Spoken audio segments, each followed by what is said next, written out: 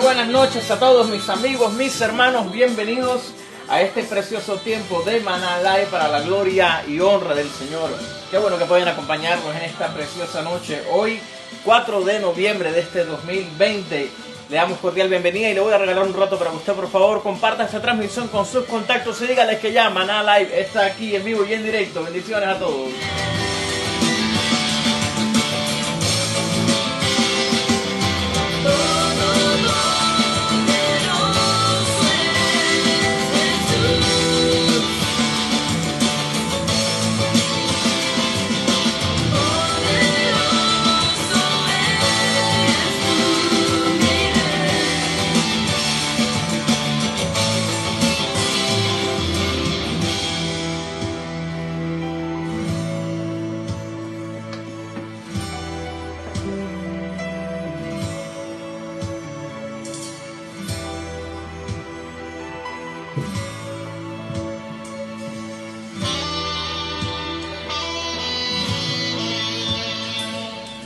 Qué bueno que pueden acompañarnos, buena noche para todos, bienvenidos. Estamos en transmisión simultánea a través del Facebook Live de la Iglesia Cristiana de la Comunidad, también a través del canal de Facebook de Maná Alimento del Cielo, vía Instagram a través del canal ICC_Church nuevamente, y por allá más tarde, entre 9 y 10 de la noche, de repente vamos a estar en diferido a través del canal de YouTube de Diarpa Media.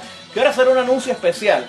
De repente hay personas no se nos están viendo a través de la red de Instagram. Hoy quise hacer algo diferente. Y es que la red de Instagram está transmitiendo este programa de manera simultánea, pero está haciéndolo en un backup, un detrás de cámaras, de pronto un poquito para que vean un poco cómo es que se hace un programa de estos. Hoy me dio el arranque, ¿y qué? Por aquí me estaban escribiendo, ¿se está viendo la otra cámara? Sí, lo hice a propósito. Quería que se viera un poco cómo es la manera a través de este programa, un poco el bagaje que se mueve aquí detrás de esto para la gloria del Señor. Pero es interesante que aprendamos cómo podemos desarrollar un programa de esto, por sobre todas las cosas, a través del cual podamos juntos exaltar el nombre del Señor. Una vez más, bienvenidos. Puede seguirnos usted a través de cualquiera de estos canales y ya en breve estamos empezando este tiempo de Maná Live.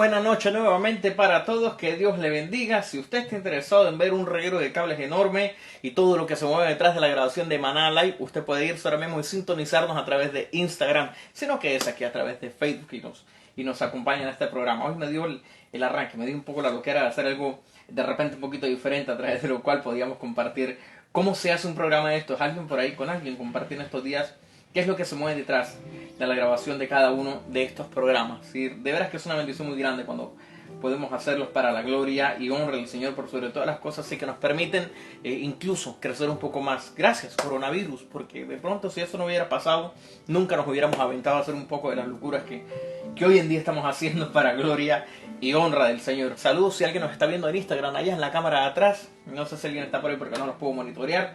Aquí monitorearé los de Facebook. Así que bienvenidos, gloria al Señor.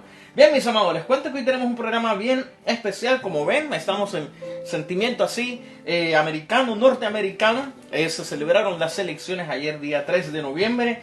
¿Y quién es el presidente? No se sabe quién es el presidente todavía, quién ganó las elecciones, y eso por ahora parece que se va a demorar un buen rato. Pero esto me dio pie, fíjense, este asunto de las elecciones yo venía meditándolo hace días, porque había prometido no hablar de política, pero no puedo ser ajeno al asunto, y no creo que la iglesia deba ser ajena al asunto del gobierno, al asunto de la política. Ahí encontramos en la palabra del Señor una gran cantidad de personajes que hicieron uso de la autoridad, del ejercicio de la autoridad, algunos de una manera buena, con sus errores, con sus luces y sus sombras, algunos de una manera terrible, definitivamente. Y el programa de hoy de repente creo que me da pie un poco para amarrar un poco esta realidad que estamos viviendo en estos tiempos electorales aquí en los Estados Unidos, con una serie de conceptos que de repente podemos encontrar en la palabra del Señor y que nos den un poco de luces acerca de qué expectativa de repente nosotros como creyentes podemos tener al respecto en estos tiempos de elecciones. Amén. De manera que se me ocurrió, meditaba, bueno, ¿y qué nombre le ponemos al mensaje de hoy? Y fíjense que me acordaba de una serie de televisión que daban en mi país, en Colombia, por allá en los 80s y de pronto principios de los 90. No soy tan viejo como usted cree, ni tan joven tampoco. Pero era una serie de origen norteamericano, y aquí en los Estados Unidos era una serie que se llamaba Who's the Boss.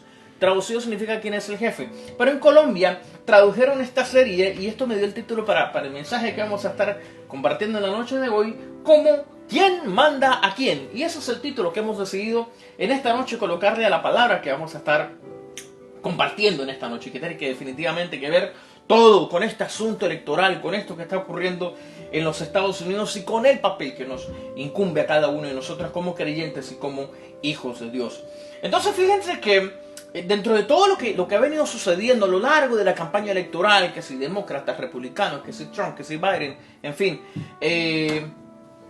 creo que una de las cosas en común, y que a mí por lo menos me parece todavía más preocupante, más allá del asunto electoral, es el asunto social que esto genera. ¿A qué me refiero? Y es lo evidente que de repente se ha vuelto la agresión entre unos y otros por nuestras diferencias políticas, por tener una visión diferente en el asunto político.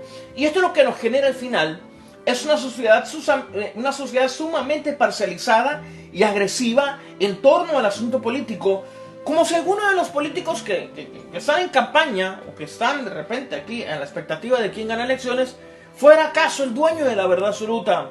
No creo que ni el presidente actual Donald Trump ni el ex vicepresidente Joe Biden, ninguno de los dos tenga la verdad absoluta en ningún aspecto total de la sociedad. Ninguno de los dos. Son hombres, son muy imperfectos los dos. Tendrán sus planes de gobierno con sus aciertos, con sus desaciertos, con sus luces y con sus sombras, y yo creo que eso le corresponde a cada uno de nosotros al momento de ir a una urna y hacer el ejercicio democrático de votar, ¿verdad? Yo pregunto, ¿será entonces acaso que en el mundo ha existido o existe algún gobierno perfecto? Alguno en el cual digamos todos al unánime al 100%, sí, este es, ¿no? Y realmente me parece complejo, me parece muy, muy difícil. Ni aquí en los Estados Unidos, ni en ningún país del mundo. Absolutamente. ¿Y qué seguirme a la palabra del Señor en cuanto a este asunto del gobierno, en cuanto a las personas que están en autoridad al respecto? ¿Y qué nos decía la palabra del Señor? Y una de las primeras luces que encuentro nos las da el profeta Daniel en el capítulo 2, versículo 21, donde la palabra del Señor dice: Él cambia los tiempos y las épocas, pone y depone reyes. Fíjate, a los sabios da sabiduría y a los inteligentes discernimiento. Y esta primera porción a mí de la palabra lo que me da a entender es como más allá de la autoridad del gobierno que una persona, que un hombre o que un partido político puede ejercer, ante todo está, aún por encima de él, la autoridad de Dios. Y es la primera que tiene, por sobre todas las cosas, bajo la cual nosotros tenemos que estar sometidos. Antes que pensar que es un gobierno de un partido o de otro, o un presidente en particular u otro, por sobre todas las cosas lo que tiene que reinar ante todo es esa autoridad divina, esa autoridad de Dios que está incluso por encima de la de cualquier gobierno en cualquier nación del mundo. Quise hacer un ejercicio, y este ejercicio lo estoy basando en un estudio que hace algunos años había hecho en una forma muy escueta. Realmente no lo profundicé tanto, para serles muy honesto, pero quise traerlo a colación porque creo que nos da una perspectiva un poco de dos tipos de gobiernos muy diferentes que encontramos en el pueblo de Israel y que nos pueden dar de repente un poco de luces acerca de la división política que muchas veces puede llevarse a cabo dentro de una misma nación. Me he tomado el trabajo, en el estudio que quiero compartir en esta noche, hacer una comparación muy breve. Es muy superficial realmente. Si nos vamos a profundidad, este programa se convertiría en vigilia definitivamente. Pero es un estudio muy superficial, pero con unos puntos muy claves, muy importantes, a través de los cuales nosotros podemos sopesar, si usted quiere, en una balanza, el gobierno de David como rey y el gobierno de su hijo Salomón. Y fíjate, cosas bien interesantes que nosotros vamos a ir a encontrarnos a partir de ellos. En el primero, hablar del gobierno de David, yo lo he definido como el gobierno de un guerrero. ¿Por qué el gobierno de un guerrero? Vamos a la palabra del Señor. Y es que fíjate que la palabra nos dice en el libro de Primera de Samuel, capítulo 17, 34 y 35 de la siguiente manera. Dice, David le respondió, a mí me toca cuidar el rebaño de mi padre. Cuando un león o un oso viene y se lleva una oveja del rebaño, yo lo persigo y lo golpeo hasta que suelta la presa. Y si el animal me ataca, lo agarro por la melena y lo sigo golpeando hasta matarlo. Estamos hablando de un David que era muy joven todavía. Y es un David que está hablando con el rey Saúl y le está hablando acerca de por qué de repente él sí se consideraba un hombre lo suficientemente valiente y fuerte para vencer a Goliat. Y esta historia de David y Goliat, o esta previa a la historia de David y Goliat, es la que comienza a convertirse en el punto de partida de lo que más adelante desembocaría en el carácter de David como gobernante. Entonces, hay una serie de aspectos que yo a partir de esta porción de la palabra puedo comenzar a desglosar, a través de los cuales yo puedo mirar a proyección, en una perspectiva, cómo vendría a ser David como gobierno. Su gobierno fue el reflejo de su carácter, ¿verdad? Que era un hombre que había crecido en el campo, había crecido cuidando las ovejas de su padre, y según lo que la palabra nos relata en esta porción, habla de cómo David era capaz de pelear contra un oso, contra un león, con tal de a través de la fuerza, a través de la violencia, si era necesario, hacer defender su vida, hacer defender las ovejas de su propio padre. Y esto no es algo muy lejano acerca de la manera como él ejerció su gobierno, porque esto viene a convertirse en qué fue lo que definió el carácter de David cuando fue ya un hombre adulto en una posición de gobierno. Logramos entonces nosotros identificar a través de esto que David es un hombre que logra mediante la guerra la conquista y la expansión del reino de Israel. Por eso la palabra del Señor nos habla acerca de tantas guerras a través de las cuales David conquistó, ganó reinos, ganó batallas, era un hombre de pelea porque había sido criado a través de la guerra y a través de la lucha cómo lograr los objetivos que él en la vida se trazaba. Esto nos relata en él a un hombre pasional, aún en su relación personal con Dios. Te encuentras en la Escritura como era un hombre que se desbocaba, que no se cohibía al momento de expresar sus sentimientos a flor de piel, en su manera de exaltar el nombre de Dios. No le importaba quedar en vergüenza frente a los demás cuando lo veían danzando delante de esa preciosa presencia del Señor. Era un hombre sumamente pasional, era un hombre sumamente entregado, que de repente a veces esas pasiones incluso podrían llevarlo, como la palabra también nos relata, a que fuera el punto de partida de los errores que él cometió y que más adelante tuvo que pagar consecuencias. Esa vida pasional acarreó uno de los más grandes errores que conllevaron consecuencias catastróficas para él, que nos relata la palabra del Señor en el libro de Segunda de Samuel, en el capítulo 11. No lo vamos a leer, pero yo le comparto un poquito de una manera muy breve acerca de la historia de David y Betsabé.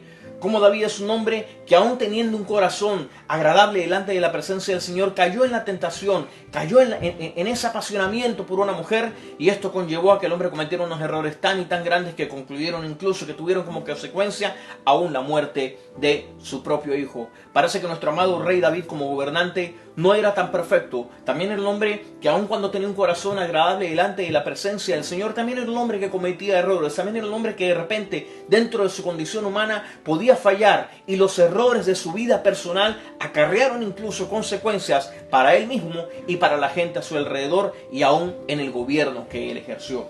Sin embargo, la palabra del Señor nos puede dar un pequeño resumen acerca de cómo fue este gobierno de David.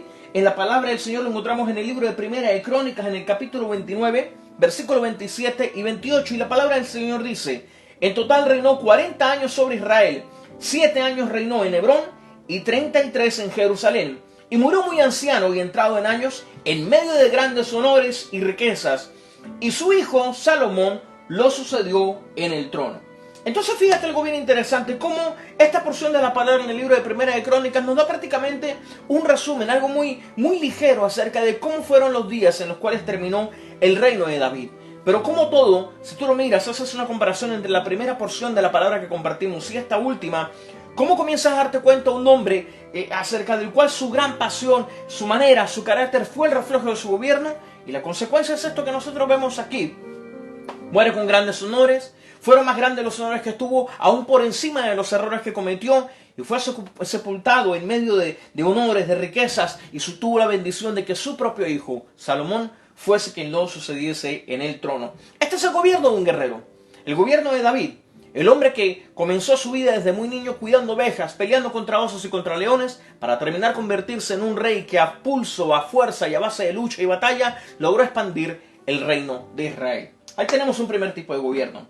Ahora, yo quiero que hagamos el ejercicio en esta noche a través de este programa de Maná Live, en el cual nosotros sopesemos con otro tipo de gobierno, y es precisamente el gobierno de su hijo Salomón, el gobierno que le sucedió. Si nosotros hemos definido este primer gobierno, el gobierno de David, como el gobierno de un guerrero, me place de repente que podemos definir el gobierno de Salomón de la siguiente manera: un gobierno diplomático. Y es que es muy diferente lo que nosotros definitivamente vamos a encontrar en cuanto a cómo fue la vida de Salomón. Vamos a comenzar a analizarlo desde la misma perspectiva como comenzamos a analizar este gobierno de David. ¿Cuál fue la formación? ¿Cuál fue la niñez? ¿Cómo fue esa niñez? ¿Cómo fue esa crianza de Salomón a diferencia de su padre? Fíjate que vamos a la palabra del Señor y vamos a comenzar a leer algunos aspectos. Dice la palabra del Señor en el libro de Primera de Reyes, capítulo 3, versículo 1. Salomón entró en alianza con el faraón, rey de Egipto, casándose con su hija, a la cual le llevó a la ciudad de David, mientras terminaba de construir su palacio, el templo del Señor y el muro alrededor de Jerusalén. Fíjate que, al igual que su padre, el gobierno de Salomón fue un gobierno que fue fiel reflejo de su carácter y su formación. Pero es muy diferente la formación y el carácter entonces que llegan a desarrollar desde su juventud o desde su niñez, tanto David como Salomón su hijo. ¿Por qué? Porque mientras primeramente estábamos hablando de un David que había crecido criando ovejas, peleando con osos y peleando con leones, nosotros estamos hablando de su hijo Salomón, hijo de un rey, del rey David, en medio de riquezas, en medio de opulencia, con fácil acceso a la educación. Era un hombre muy formado, era un hombre capacitado, era un hombre político, que hablaba lenguas, era un hombre sumamente formado dentro de su parte académica, ¿no? Era un políglota completo, hablaba diferentes lenguas incluso. Salomón era un hombre escritor, se le atribuyen a él varios de los salmos, se le atribuye a él el libro de Eclesiastés, los proverbios, en fin. Es un hombre con una sabiduría tan grande, y esto caracterizó precisamente cómo fue su gobierno, a diferencia del gobierno de su padre. De hecho, esto se refleja en varias alianzas que él hizo con otros reinos. Aquí tenemos el ejemplo de lo que acabamos de leer en Primera de Reyes 3.1, en el cual nosotros nos damos cuenta cómo a través de las alianzas, a través de los pactos, había logrado de alguna manera también el mismo objetivo, pero bajo un diferente medio, bajo diferentes recursos, acerca de la expansión y acerca del fortalecimiento del reino. Es decir, dos estrategias totalmente diferentes para llegar a un mismo objetivo.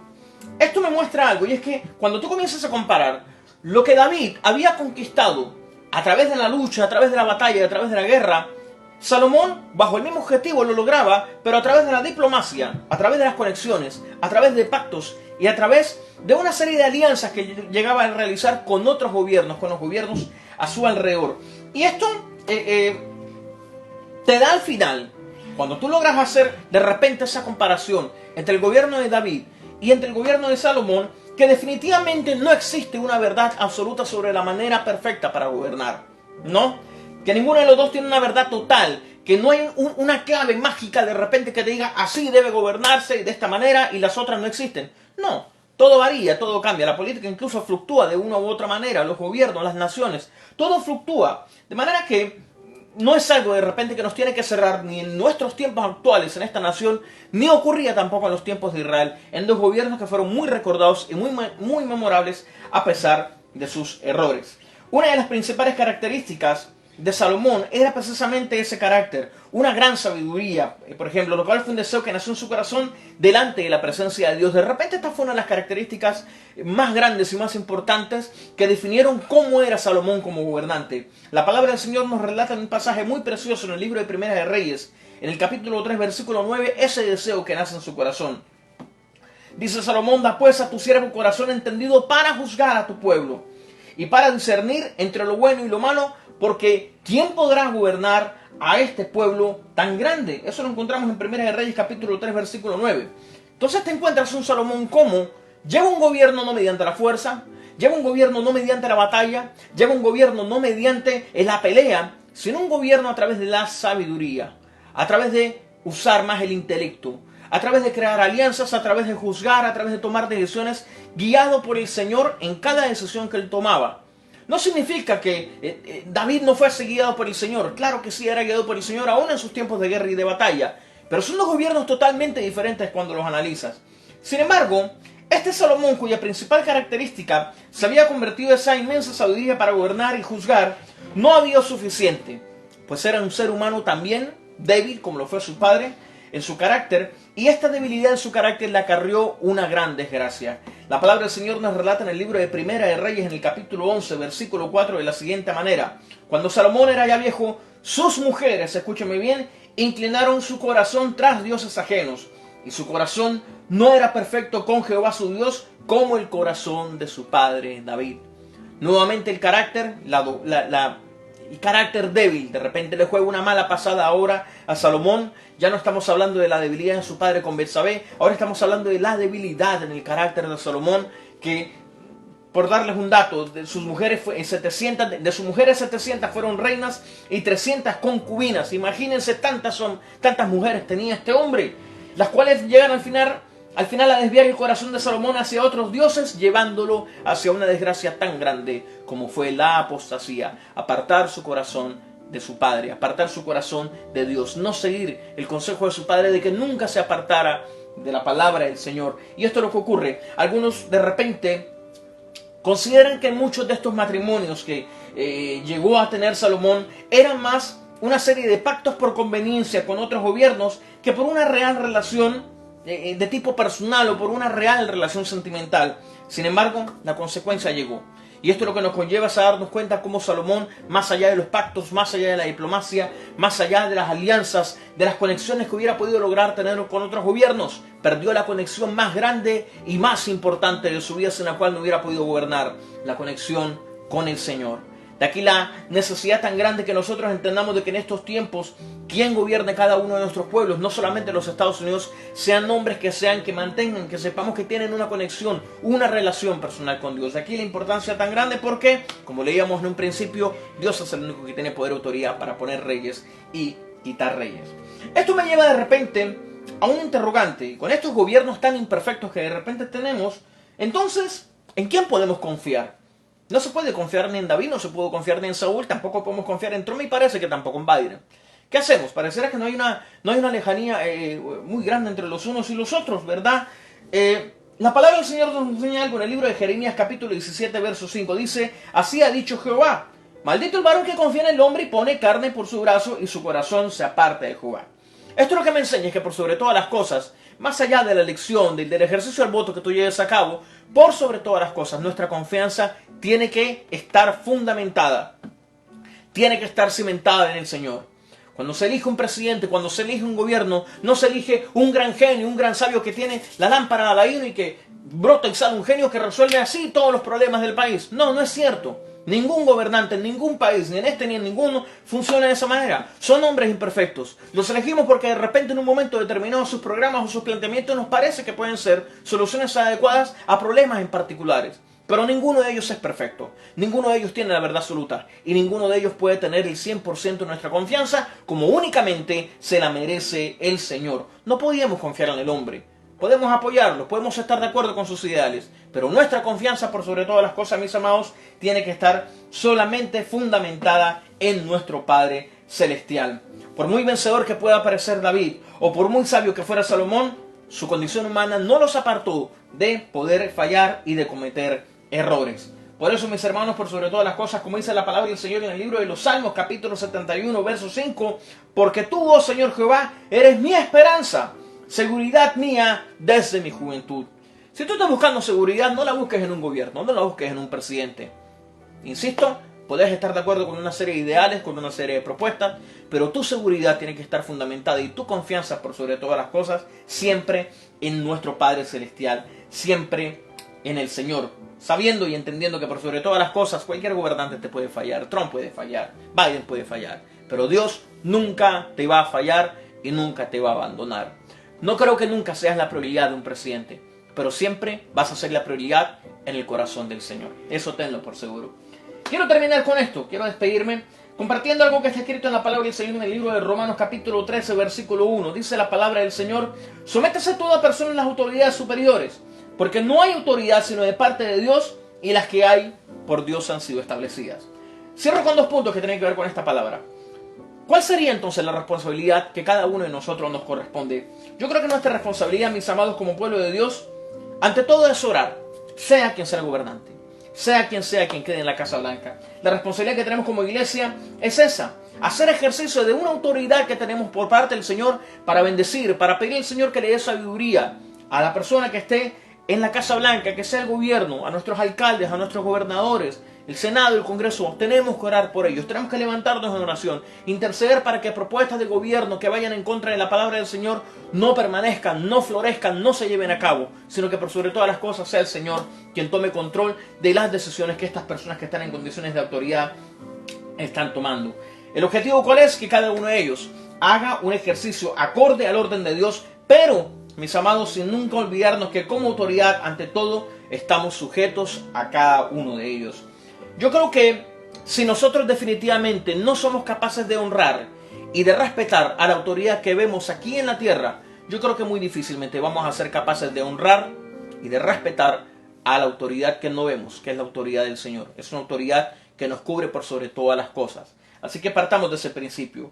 Y creo que por último, nosotros como iglesia, como hermanos en Cristo, no estamos llamados al conflicto por las diferencias de pensamiento, por nuestras diferencias políticas, por los diferentes puntos de vista que nosotros tengamos.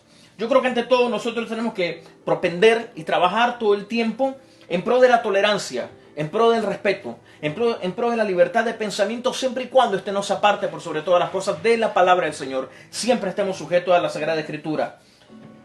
Pero propendamos siempre por eso, por la tolerancia y el respeto, e incluso si es necesario el perdón, en la búsqueda, mis amados, de hacer de esta nación una sociedad que sea realmente un reflejo del amor de Dios.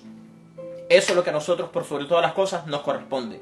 Oremos por nuestros gobernantes, pero también respetemos los unos a los otros, no nos agredamos. Que el asunto político no se convierta en una razón de ser para faltarnos al respeto, para agredirnos, para ofendernos por la libertad, por la diferencia de pensamiento o la diferencia de ideal político. Ante todo, seamos tolerantes. Y si nos hemos agredido los unos a los otros a causa de todo esto, yo creo que un poco de perdón no nos cae absolutamente a ninguno, nada. Amén. Mis amados, que el Señor los bendiga como siempre. Le damos gracias al Señor por este precioso tiempo que Él nos regala a través de este programa de Maná Live. Yo siempre deseo de corazón que esta palabra que nosotros hemos podido compartir en esta noche haya sido de muchísima bendición para cada uno de ustedes y que siempre nos lleve crecimiento por sobre todas las cosas del cumplimiento de los planes y propósitos del Señor. Amén. Voy a saludar a las personas que se encuentran aquí conectadas: Edison Maquilón, Elsa María Camargo, Jennifer Salazar, Norma Camargo, Betsy Hernández, Elvira Gallo, ¿quién más está por aquí? Elizabeth Ruiz, Milagros, Areli Vega, Segundo Salazar, Francisco Almeida, ¿quién más está? Tantas personas que nos escriben, qué bendición. Me alegra tanto cuando tengo tantas personas que pueden conectarse con nosotros a través de cada uno de estos programas de Maná Live. Saludos a las personas allá en la cámara de atrás de Instagram. Yo espero que nos esté viendo alguien para que vean cómo son detrás de cámara. Los que no lo están viendo, más tarde pueden conectarse, mirar el Instagram que queda grabado y se van a reír un poco. Si quieren ver reguero de cables y cosas aquí, métanse a Instagram. Así como se hace un programa de Maná Live. Terrible. Mis hermanos, les quiero recordar que mañana en punto de las 6 de la mañana tenemos nuestro tiempo de devocional desde el amanecer. Tiempo precioso que estamos compartiendo una palabra siempre con la que podemos comenzar el día de la mejor manera, conectados con el Señor, recibiendo una palabra, orando. Siempre es delicioso. Yo me gozo mucho estos tiempos de devocional en los cuales juntos siempre podemos crecer, podemos iniciar cada día, encomendar nuestro trabajo, nuestras labores, todo lo que vamos a iniciar, siempre comenzarlo de la mano del Señor, porque es la mejor manera en la que definitivamente podemos hacerlo. También les quiero recordar que mañana a las 7 de la noche el apóstol Wilson Basuri estará dictando nuevamente el taller de sanidad interior y liberación. Esto a través del canal de Facebook Live de la Iglesia Cristiana de la Comunidad y también a través de nuestro canal de Instagram ICC_Church_nuevamente. Cualquier información extra que usted necesite con respecto a nuestra iglesia, la Iglesia Cristiana de la Comunidad, usted puede ir a nuestro website, visitarnos, comentarnos, mirar fotos. Si está en su corazón colocar una ofrenda, diezmar, puede hacerlo a través de esta página de internet www.iglesiacristianadlc.org. Mis hermanos, no es más por el momento. Les quiero pedir algo, especialmente a las personas que están aquí en esta área de Nueva York. Estemos orando esta noche porque he visto noticias, hay manifestaciones, hay gente que de repente se está levantando y nada. Vamos a propender por sobre todas las cosas por la paz y vamos a interceder para que no haya un brote nuevamente de vandalismo ni nada de estas cosas. Oremos por esta nación, oremos por nuestras ciudades, oremos por nuestros gobernantes. Esta es una tierra bendita, esta tierra preciosa. Los que somos hijos adoptivos de esta nación, tenemos nuestro corazón en este país. Es la tierra que nos bendice, es la tierra en la que el Señor nos ha colocado. Así que vamos a orar por este país y vamos a darle gracias al Señor y pedirle que tome control de toda la situación social y política que está ocurriendo en estos tiempos aquí en los Estados Unidos. Amén. Vamos a descansar en el Señor con la plena confianza y con la plena seguridad de que el Señor tiene el control absoluto de todo lo que está sucediendo. Bien, mis amados, ya me voy. ¿Qué hora es? Son las 7:33, ya me pasé 3 minutos. Pero nada, nos vamos, no sin antes, como es costumbre, ustedes saben, compartir una palabra, compartir un pensamiento que tenga que ver de repente un poco con este asunto.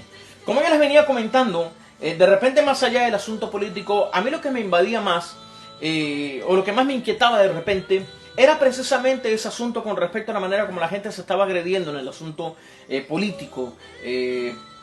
No estamos llamados a eso. Mis amados, no estamos llamados a la agresión, no estamos llamados al odio, no estamos llamados a ofendernos, no estamos llamados a ser partícipes de nada de eso. Por sobre todas las cosas, yo quiero invitarlos a que siempre caminemos en el orden de Dios, siempre, de repente, entendiendo que por sobre todas las cosas tiene que existir en nosotros un corazón lleno de amor, un corazón lleno de perdón y un corazón lleno de bondad. Porque en eso es que estamos llamados ante todo a ser imitadores de Cristo, no estamos llamados al conflicto. En base a eso encontré una frase muy preciosa con la cual deseo de todo corazón terminar este programa, terminar este episodio de Maná Live. Una frase de nuestro amado Billy Graham que dice de la siguiente manera. Fíjate, dice: el hombre tiene dos necesidades espirituales. Una de ellas es el perdón, la otra es la bondad. Preciosa frase de Billy Graham, definitivamente, sobre cuál de repente debería ser la prioridad en el corazón de cada uno de nosotros, a pesar de las cosas que nos hacen diferentes los unos de nosotros. Mis amados, de todo corazón, que el Señor les bendiga grandemente. Gracias por estar con nosotros. Que tengan una buena noche y los espero mañana a 6 en punto de la mañana para que estemos juntos en nuestro tiempo de devocional desde el amanecer.